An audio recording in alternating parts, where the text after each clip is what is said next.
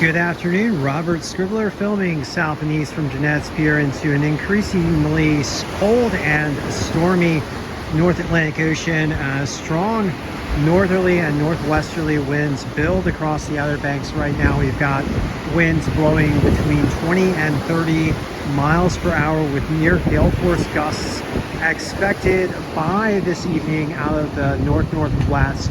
And we also do expect temperatures to plummet into the 30s tonight behind the front that pushed through early this morning, bringing some rainy conditions. And right now you can see the clouds moving in as the cold air interacts with the warmer air over the oceans. All right, so let's get into some of the local observations and some of the official forecasts for the next few days. Okay, right now at Nags Head, we've got 2 to 4 foot and choppy conditions with the waves building to 3 to 5 foot by evening. Winds right now out of the north-northwest at about 25 miles per hour. Swell coming in out of the north and east at 2 foot and, at 4 foot and 8 seconds. Air temperature is about 44 degrees. Ocean water temperature is about 49. And at Rodanthe, we've also got 2 to 5 foot waves with a primary swell coming out of the east at 4.2 foot and 8 seconds. We've got north-northwesterly winds blowing at around 29 miles per hour. Air temperature is 44 degrees. Ocean water temperature is 54 degrees. And at Buxton, we've got 2 to 5 foot waves as well. Choppy conditions with a swell coming in out of the northeast at around 4.1 foot. And we've got those north-northwest winds blowing at around 27 miles per hour. Air temperature is also falling at Buxton at approximately 46 degrees. Ocean water temperature is 59. And right now at Frisco, waves in the range of about 1 foot and fairly clean conditions with those offshore winds.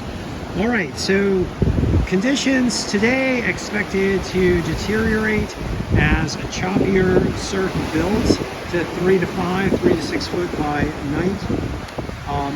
By later tonight, we've got plummeting air temperatures and calming winds, and then by Friday during the day, we're expecting to see choppy 2 to 4 foot, 2 to 5 foot conditions, but calming waves by late afternoon.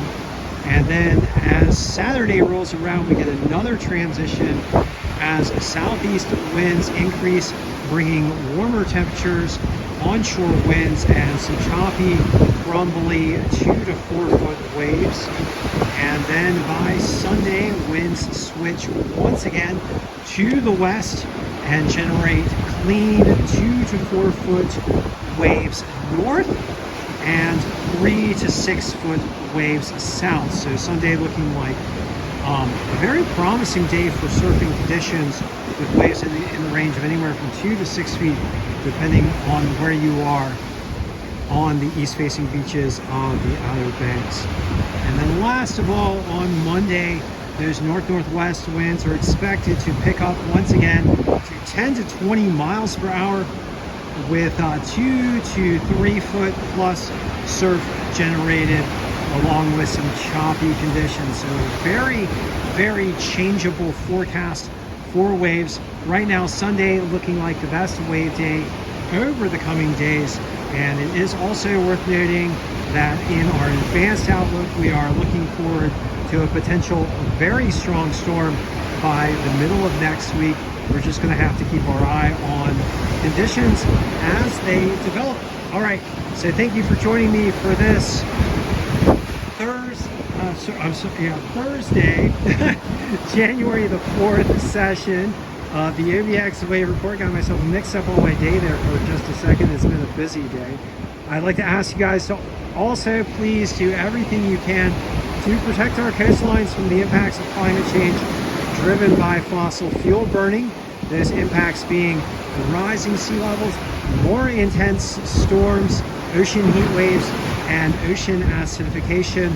The primary actions right now to confront the climate crisis being the mass deployment of clean energy and the mass deployable forms of clean energy at the moment: wind, water, solar, and electric vehicles. All right, so thank you for joining me once again for this session of the OBX Wave Report, and I will be back with you tomorrow with another live observation, and then I'll be heading out once again to regions more remote, but I will still continue to provide you guys with my wave reports and forecasts from the remote location, this time in Northern Virginia. Gonna only be gone for a couple of days, and then we'll be back to it here in the Outer Banks.